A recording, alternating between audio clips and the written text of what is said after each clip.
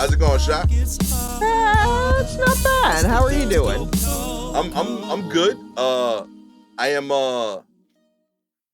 I'm melancholy, I guess. Uh-oh. Oh no. Why? Not so I just updated my iPhone, the Okay. like the app and the Mm-hmm. I know when I went to you just text me right before the show. Literally like Mm-hmm. right now this happened. And when I got your text, I read it, then afterwards I went to the contacts part of the phone cuz I got a prompt and it was Mm-hmm. asking me if I wanted to merge my contacts, and I'm going through it, and it's the usual suspects like my cousin Robin telling me, "Hey, do I want to merge his 8 phone numbers?" Like stuff like that, Right. Yeah. I'm going through that whole thing, and then a name comes up, and I realize that I have this name twice because it's two different people, same first Mm-hmm. name, different last name. My homegirl Robin, who's a really dope storyteller, uh, and the other Robin that comes up. And they both have G last names, so I get why they gave me the prompt, but it's not the same person. Mm-hmm. And I realized I haven't deleted the other Robin, even though she passed away. Okay. Yeah, and like we weren't at full transparency. She was uh very annoying. The other Robin, you know, was not a bad person. She was chill, but this is how I know her. Mm-hmm. She was one of my employees when I was a manager at my last job. Okay. And she's the only employee I ever had pass away.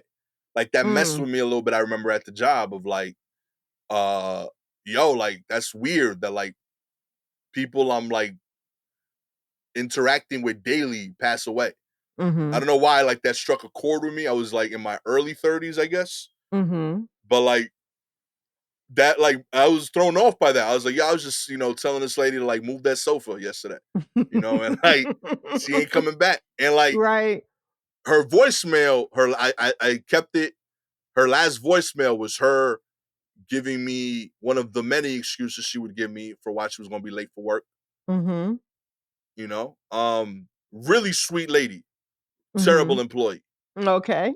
Um, so and like I remember, like I did the right thing. Like I went to the service. Like Mm-hmm. I tried to like be respectful of her as a whole. Right. So like I went to the service. Some of my coworkers came and like I don't know, like that whole process was like so fascinating to me of like you don't see a person as a whole because you see them in their like in the pocket of your, of how you know them. Right. And like I'm watching like kids saying like, yo, she was always there for me. And I'm like, yo, she was never here at work. you know? Yo, and like in my heart, like Oh, I we would have convos. And like when they had nothing to do with the job, she was a mm-hmm. sweetheart, Right. and she shouldn't have been working. And like she was in like her like mid 70s, Okay. So like I know, and like that was part of why I know like my peers, my other managers, they'll be like, yo, why don't you write her up and like get rid of her? I'm like, because time is gonna do that. My G, like she's working because she needs a job, you know what I mean? And Right. like I inherited her. Like I got promoted to the title, she was already there. And Mm-hmm. like I realized that, like, like it sucks that like she had to work. Right. Like I'm assuming that if you're working at that age, it's not because oh, like I fucking love sofas. Right. Like that's not the thing. So like I don't want to be that dude. So like I would find different ways of like making sure that she was still a positive value for the team. But like I had Mm-hmm. to like admit that like, yeah, I can't put her on a schedule. Like, you know what I mean? Like she's not gonna show up, reliably for 5 shifts this week, you Right. know? So like and I was okay with that. And like so like it was weird. Like I felt like I did my part as a person to help this person's life. Mm-hmm. And like when she passed away, like that like messed with me a little bit. I was like, oh, this sucks. Like, like that person's gone. And like when I went to the service, I was like, oh, this is sweet. Like there's people that only got to see the sweet side of her Mm-hmm. who clearly like saw the full value add of who she is as a person. And I Right. think that's kind of like that was my job in a weird way of like, yo, I got to figure out a way to keep this lady employed Mhm. so that she could be happy in the other parts of her life. Right. You know, that was like my good deed in a weird way for that part of the community that I'll Uh-huh. never know. But I thought that, but like sincerely, I was like, yo, this is dope. Like for a little longer, this lady got to be nice to these people.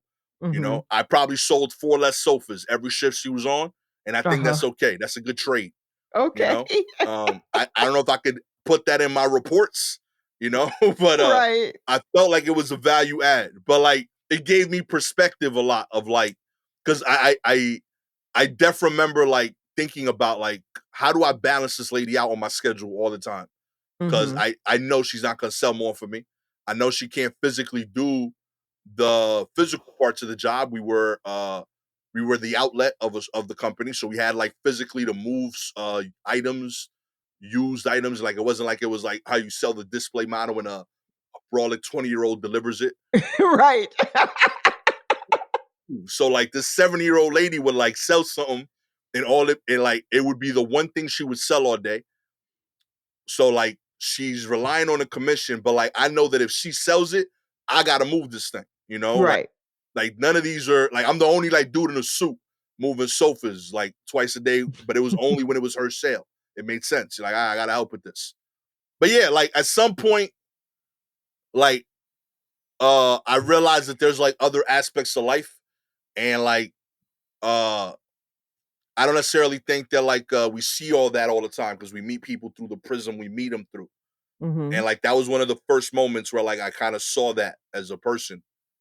And my iPhone just asked me to delete her number right now. I couldn't do it, you know? Oh, interesting. Yeah. Like it, Wow. I was like, I was and it serves no purpose but to confuse me for when I want to message my other friend Robin, Right. but I still leave it there. I'm like, nah. I actually think I still have a voicemail from like 7 years ago. The last one she sent me telling me that she wasn't coming into work. And like that she was right, but it was not for what she thought, you Mhm. know? And yeah, go figure. Wow. I still have, my voicemails from my parents on my phone, and, that I I think there may be a way now that you can download your voice messages from your phone, but Yeah. before it was a big ordeal. Of course, the iPhone made it impossible to just save anything. They wanna hold all your shit, and it was like, yeah, I'm looking at it, I was like, "You can do it, but you're gonna need Audacity," this stuff and all, you gotta have save it, backup on a disk, and then you gotta burn it to vinyl, and I'm just like, "This is a lot for it."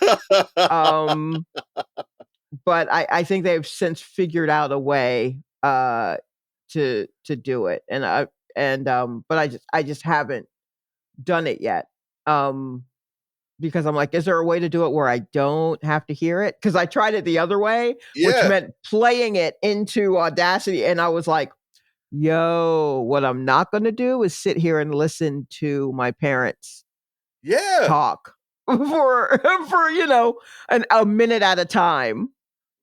Nah. Like, no, is there just a way I can just have that? Can someone just move that for me? But also what I'm not gonna do is delete any more of those. Like, Right. if it's like your mailbox is full, I'm like, well, people don't leave messages anyway. They should be texting. Yeah. Yeah, so that's then where they reside until I can get that over. But I totally understand. I worked with a guy who he owned the record store that I worked in, and he would talk to his mother all the time. And and I was with him when he got the call that his mom had died. His We were in Atlanta and his mother was in Florida. So I got the call, or I was with him when he got the call that his mother had passed away. And so he went to Florida and dealt with all of that, blah blah blah. And he still had her number on his phone Yeah. and the number on the work phone. And he was just like, I can't erase them. Yo. He's like, I'm not gonna erase them. I know it's taking up, and at that time, this was like when you only had like 3 slots for saved numbers. Do you know what I mean? Yeah, Like memory was vital. on your landline, if you had the right kind of phone, it had 3 places where you any numbers that you used a lot, you could save. That way you could just do a speed dial for that number. And one of them was his mom. And he was like, yeah, I'm not going to take that one off the phone. And we're like, absolutely. No, that's fair. That's great. Yeah. That still only leaves you with 2 other places for speed dial. You know what I mean? Like, okay. Okay. No problem. No problem. Um, so yeah, I totally get I those kinds of reminders are nice. Yeah. I think just little things like that are kind of nice to help ground you and remind you of like what who's been in your life and what purpose they may serve. Yeah, yeah. Yeah. Yeah, I have like I worked at before I became a manager, I was a sales rep at at the Queen store. Mhm. And I built a really good relationship with all the sales reps there. Um and furniture sales is dope. I mean, retail in general is dope for this because you meet people in all walks of life. So I was 20, like 9, 30, I think, when I started Mhm. working there. Mhm. And like I had a coworker that was like 19 and I had a coworker that was 70 in that Yeah, first month. that is so wild. When Yeah. that when that's the case, Like, like coworker friends are the range. The yeah. range. I worked at a call center and someone I talked to every day, we just talk it up, was a woman who was a smooth like 25 to 30 years older than me.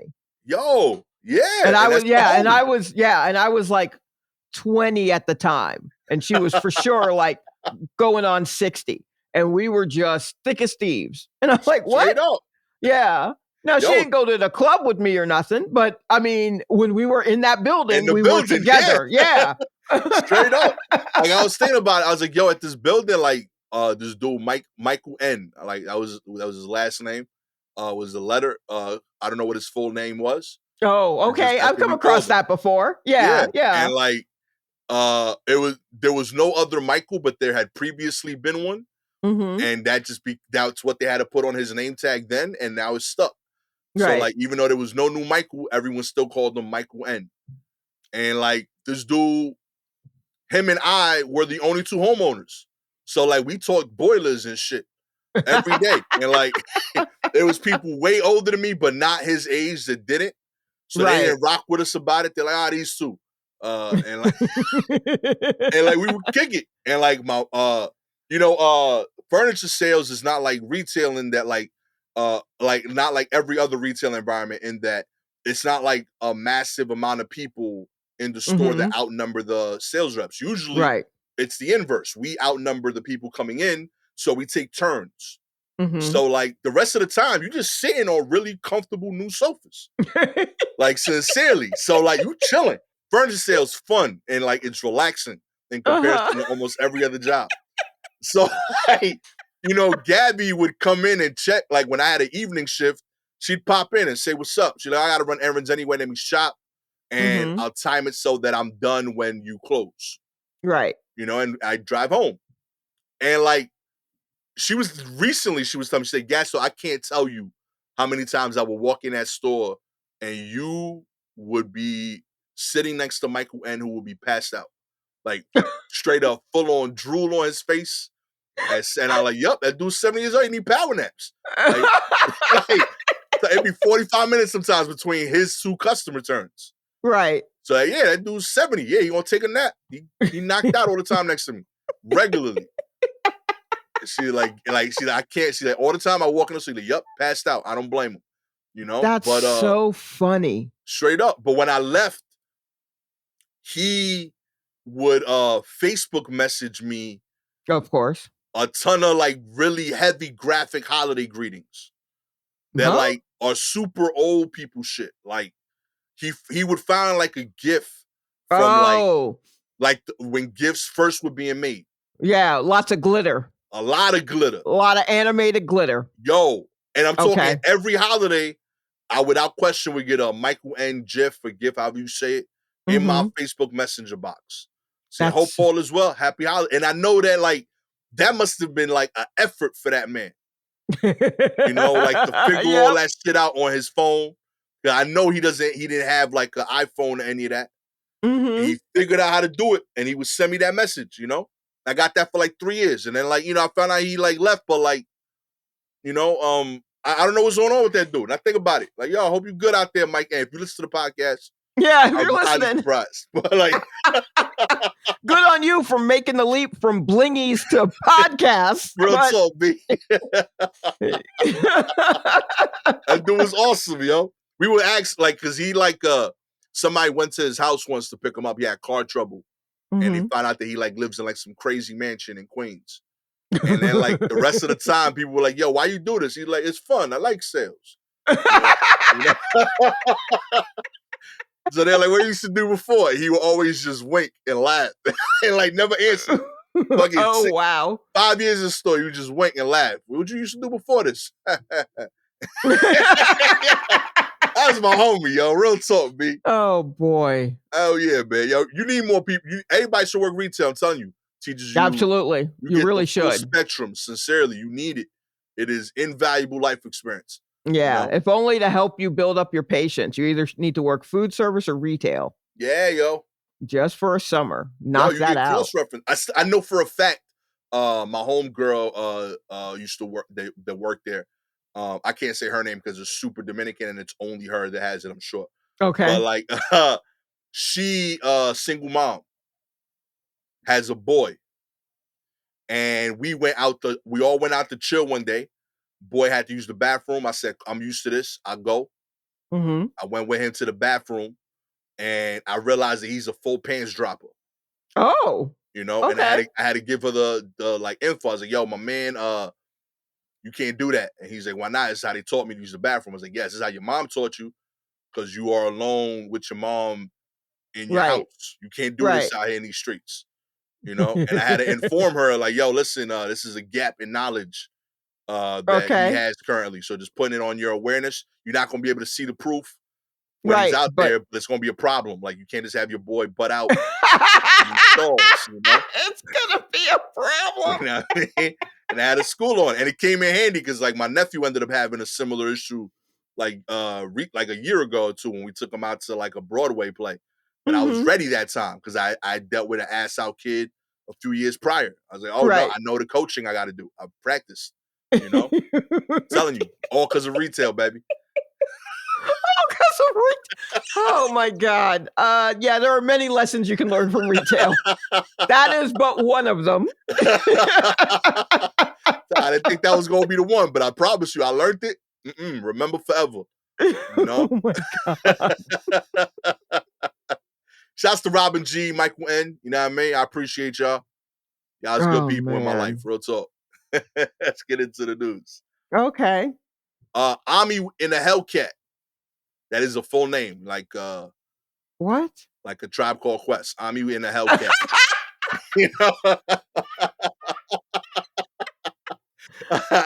Ami in a Hellcat gets 5 years in prison and gives up 30 million in assets to the feds. That's right. Popular YouTuber Ami and the Hellcat has been sentenced to more than 5 years in federal prison. Besides losing years behind the bars, the media influencer also had to give up a lot of his personal assets that fans have seen him floss for years.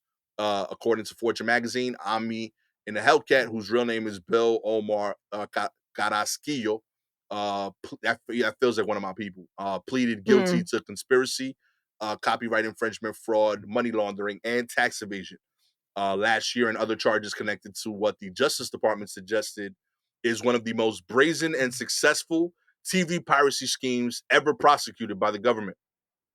He and two others created technology where they could hack encrypted cable boxes and later stream or resell the copyrighted content to a different audience.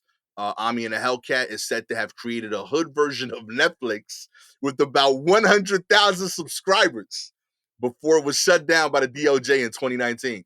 The Wait, feds hold say, on. Hold on. Let's just take a moment.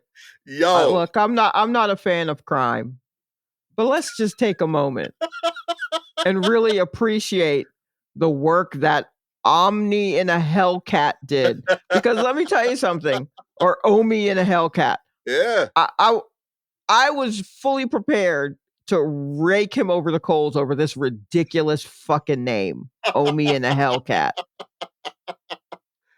I don't care if you are on YouTube. What are you doing? What does that even mean? Right? But he hooked up 100,000 people with Right. a bootleg Netflix. Yo. Come on now. Subscription service, shot. I You got the know. credit card info, yo. Yeah. They had to put in a password for a hood Netflix. They still had to come up with a password. That's incredible, I mean, yo. you moving in ways that I could only imagine, sir. My man, yo, he had a vision. That is beautiful. The feds say he was generating more than $34 million in revenue a year. I mean, that's Netflix numbers. Yo, straight up. I don't even know if he was charging less. I know. Jeez, yo. You made $34 million a year off 100,000. That might be the same price. I mean, that's what's up. Oh my god, his service must have been incredible. I he know. Was like, nah, I gotta go with Ami over Netflix, yo. Everything streams in 4K with Ami. I know. But I wonder if they were actual shows or if they were just people he knew reenacting movies. Yeah, Ami like original Ami originals. I like that. Yeah, right, exactly. Oh my goodness. The sentence is for 5 years, coupled with the 36-year-old relinquishing nearly $6 million in cash, his luxury cars, like his Lambo, Hurricane, and his Impala and Ford Mustang, and his many properties across the Philadelphia area, including the surrounding suburbs. In total, wait, one of his luxury cars was a '96 Chevrolet Impala? Straight up, yo.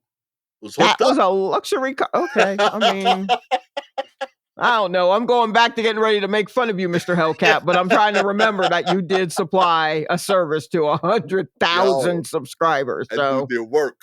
In total, the DOJ has demanded he ante up more than $30 million in assets.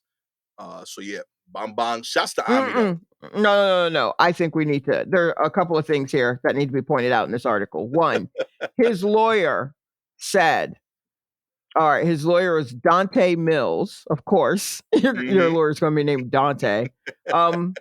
He explained his client had had a hard life and tried to access the American dream, saying, there's something to be said for someone who never had a chance but made one for themselves and who did everything in their power not to be the person they were expected to be. Amen. Look at this guy. Here's what we thought he was going to be, but look what he ended up. I mean, that's something, right? I mean, that's something, Mr. Mills. Second, Omi grew up in the rough streets of North Philly in the 80s and 90s as one of 38 children. Oh my gosh. His mother was deported when he was young and later died of an overdose. His dad was a drug dealer who taught him how to make crack at 12. I don't think that's true. Yeah, all hip hop. You went too far there, my G. Yeah, I don't think that's true. I don't know why. I just feel like if you're one of 38 children and you're not the first 3, you don't know how. He didn't teach you by hand how to make crack. You saw a video of him. You saw a clip, but I don't think he was in the kitchen with you and the Pyrex. Like I don't think, or the Pyrex. I don't think y'all were together. Yo, how do you gotta assume that there's like multiple groups of like every set of parents had to play a part in that, right? Like they can't be 38 with the same 2. No way. Right? Like that's not possible. I mean, if his mother got deported, yeah, that's got to keep going. Right? Yeah. Like you got to assume it's like his parents had kids together, obviously, and then they broke up and had other kids before or after. Yeah, I guess I wonder if this is like a cumulative 38. Like yeah, that's what I'm saying. Like I can't just be all on one set of parents. Yeah, okay. Sure. All right. So then if there's like 14 on one side and 14 on the other, at least, yo. I don't. It's got to be heavy dad. Oh, yes. No, right? It's absolutely got to heavy be heavy dad. dad. Like a lot of Yeah. moms, heavy dad. Yes. Yeah. Yeah, because But 38 is wild. Like that's just because that's he ain't mentioned twins. He ain't mentioned no right. like nothing like that. So like 38 Yeah. straight. 38 Yo, straight. yo, Still alive? Like that doesn't seem. real talk. That's some Yeah, that Jay-Z shit. Like I held you down for how yeah. many summers? That Nah, yeah, B. that feels like we're counting ones like I that just feels like there's nothing else to do.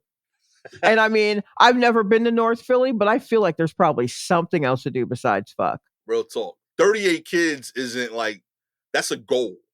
Is Like it? it's the I only don't like think that's the only way you get there. Like yo, that's gotta be like on the board. Like, yeah, I'm getting to 38 hella high water. Like Oh, you there's no think way you get to 38 off a happenstance. You know, like that that had to be the agenda. Like he was Yeah, saying he that was shit. shooting for 40. He was Yeah, shooting for 40. straight up. Like that was the like, yo, this is mission statement, my G. Like I ain't leaving Earth without 38.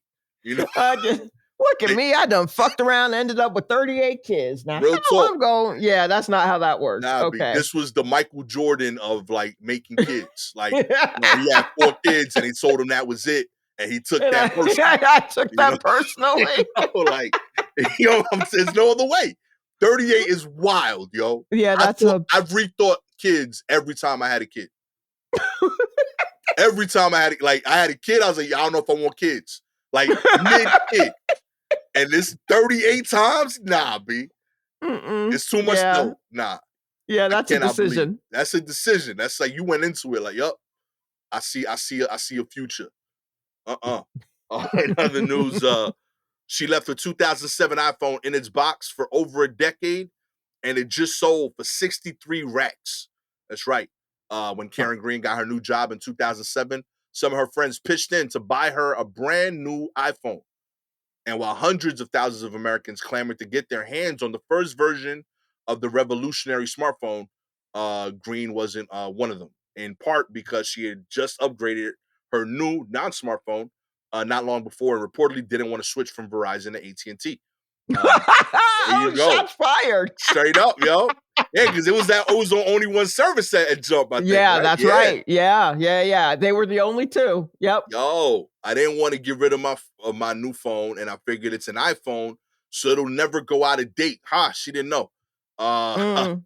And Green kept the first generation 8 GB phone sealed in a box, realizing as the years went on that it'll be a collector's item and might find some value. Her hunch was confirmed when appraisers on the show The Doctor and the Diva estimated that it would sell for $5,000. But the results of the online auction shattered all expectations this weekend when Green's iPhone sold for $63,356.40, over 100 times its original cost, and more than any vintage iPhone before it. The Louisiana-based auction house LCG Auctions, which specializes in pop collectibles, described the phone as a hot-ticket item for collectors and investors. Yeah, yo. Have you did you ever think you would say the words vintage iPhone? Not at all. Not at all. It's Vintage crazy. iPhone. Yo. That shit's wild. What is it? Yeah. Like it's a 15-year-old phone? Yeah, it's got it right. 2007. Oh my gosh. That's very funny. Yo, throwback.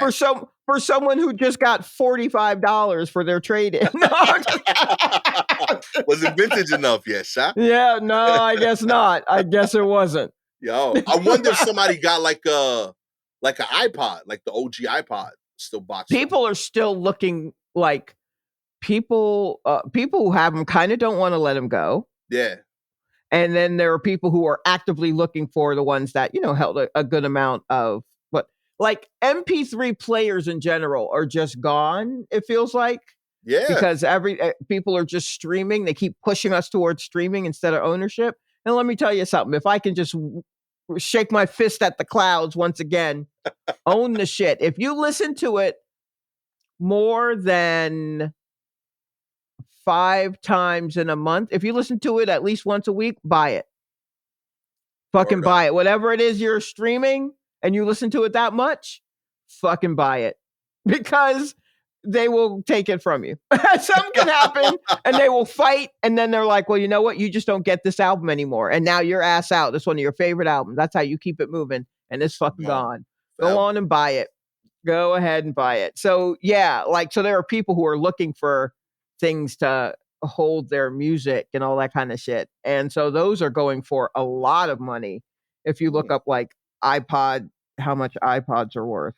I have like an OG one too that like I haven't figured out how to offload what's on it because I don't even have Like those take cables anymore. oh yeah, take them out. Yeah. Yeah, because I got songs on there that like I downloaded off for like crazy websites that like I know don't exist no more. And but I wanted them. I want them like they're like mixtape songs and shit. Like, and you couldn't put Mm-hmm. mixtapes on Spotify. Like they're Right. not on there because there was people freestyling over beats. Like Right. you know, Yes. they don't got the rights to all that. You Mm-hmm. know, so I have no way of like listening to these songs. You know, like there was a hip hop website called SOHH. Oh Yeah, yeah. right. Mm-hmm. I used to be on the forums a lot, and like every now and then there would be like a rapper who 100% was not going to make it, but they would upload their music. Yeah. And I would listen, you know, and every Mm-hmm. now and then one of them would be like, oh, this is surprisingly good. I rock with it. You know, there is a Mm-hmm. rapper that I do not know his name, Mm-hmm. cannot remember it, and he made a really cool song using the Bang Bang song from Kill Bill. Right. Yes. You know, that I was like, oh, this is fire. This is the best use of this sample I've seen. No one's gonna appreciate it but the 40 people on SOHH that downloaded your mixtape. But I am Right. proud to be one of them. And Mm-hmm. that song is on that iPod. And I have Right. no way of getting it. And I hum it to myself every now and then. And people are like, oh, you Mm-hmm. singing Kill Bill? I was like, that'd be weird. No, I'm singing this rap song about this guy that you've never heard of. Right. Super That's niche. the and there's no way that's weird. But wherever he is, like I hope, you know, like he kept making music because like he had potential, you know, but I'm sure he did it, you know. But I He had a appreciated good that song. sample anyway. Yeah, Let's see, iPods. This is from an article dated last year. yeah. Yeah, yeah, September. I'm reading from Market Realist. Um, oh, oh yeah. So this is right after Apple announced that they were going to stop making iPod touches. Mm, Um, First generation iPods could go for up to $45,000 fuck out of in here. like original packaging and all that kind of stuff. But a fourth generation iPod Touch sold for like $6,000 uh, Jesus in Christ. February of 2022, and another one sold for $6,500 in April. Like, yeah, My God. they're collector's items, but and the range is all over the place because they don't make them anymore. But like Yeah, people are like clamoring for them. that is It, bananas. that is kind of wild. Yeah, I'm I seeing one don't. on eBay right now. Yeah, First generation iPod, 5 gigabytes, $28,000, factory seal. that's insane. I mean, I don't know nothing. I got a Zune, so Yo, Zunes is dope. yo, I really liked my Zune. Yo, straight up. Um, I rocked it with had those. it had a radio setting, so I could listen to terrestrial radio if I wanted to. Hell yeah. And I was like, "See, this is like my own little radio, and I can listen to music. I'll take it." Yes, it was huge, like a dinner plate in my pocket, but I still liked it. I was sad when it died. Oh man, Steve Jobs and his anti radio thing was crazy. I know. That's so stupid. Boo, I just want things the way they were. When that's all I want. Bring back the iPod. Bring back the Zoom. We want these again. Yeah, yeah, bring back the Zoom. Yeah. Bring it back. Go ahead. Oh, Ironically or however you want to do it. I'll take it. matter of fact, that's how Shalewa and I are releasing our next albums. You have to buy a Yes. Zoom, and you'll be able to hear it on there only. Yep, that's it. Or it's a Really stupid, but Patreon, but it's only on a Zune. Zune exclusives. Oh man. Finally, Cocaine Shark, Sha. Another drug-fueled animal gets its own movie. That's right. Oh boy.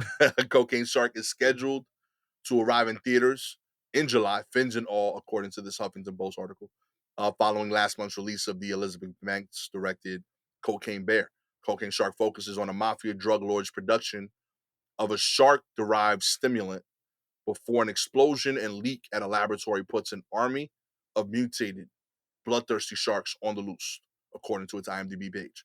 A word of the Wild Eye releasing movie directed by Mark Polinia comes after social media users joked last month that 3.5 tons of cocaine found floating in the Pacific Ocean could help inspire a cocaine shark movie. Other drug-induced animal films are on the way as well, by the way. Attack of the Meth Gator is in the works for this summer at the I mean, Asylum. that's just a gator. Why we don't need to?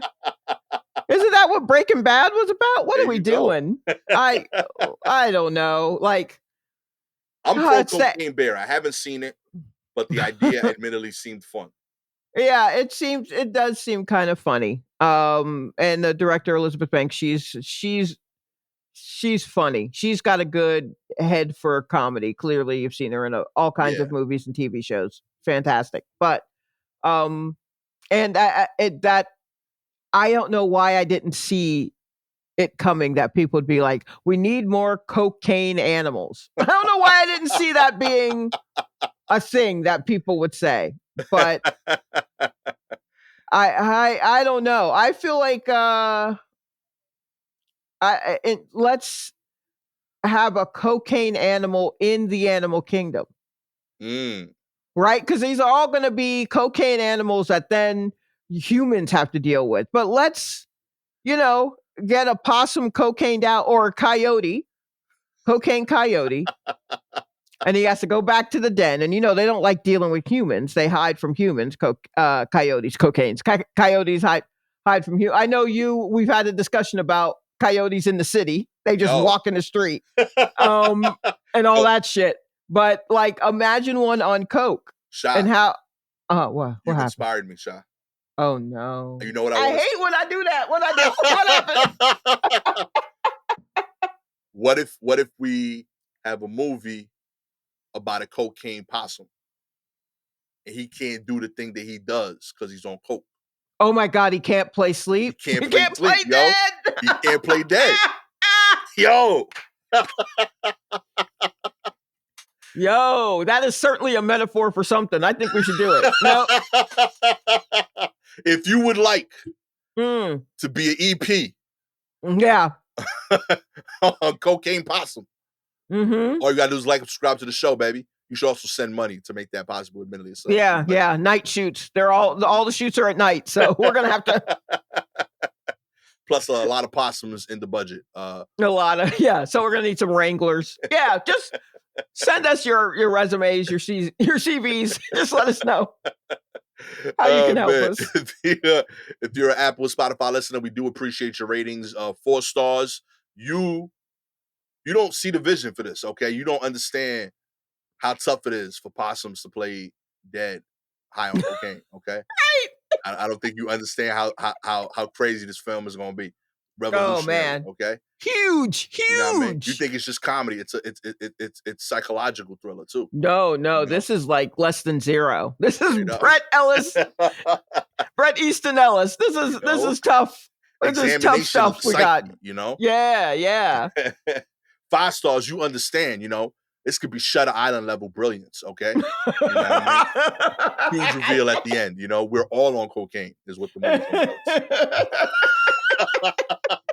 Maybe everyone's the possum on coke, Ooh, you ain't ready. Did we blow your minds? Oh, this is gonna be great. If you have any articles to cover, please DM us directly on Twitter or Instagram at Silky Jumbo or at Gastor Almonte. With all that said, I am the admittedly not gonna test cocaine to shoot this cocaine-fueled movie, Gastor Almonte. Always and I know absolutely nothing about cocaine, but somehow we're going to do it. That's it. I'm relying on Shalewa's possum knowledge to at least balance this out. Shalewa Sharpe. That's right. I know how to dodge them when they're in the street. Bang. Already knows more than me. Okay. This has been admittedly inspired to create really weird art. episode of Sport Report. Catch y'all next time. Peace. Cause the block gets hard once the guns go cold.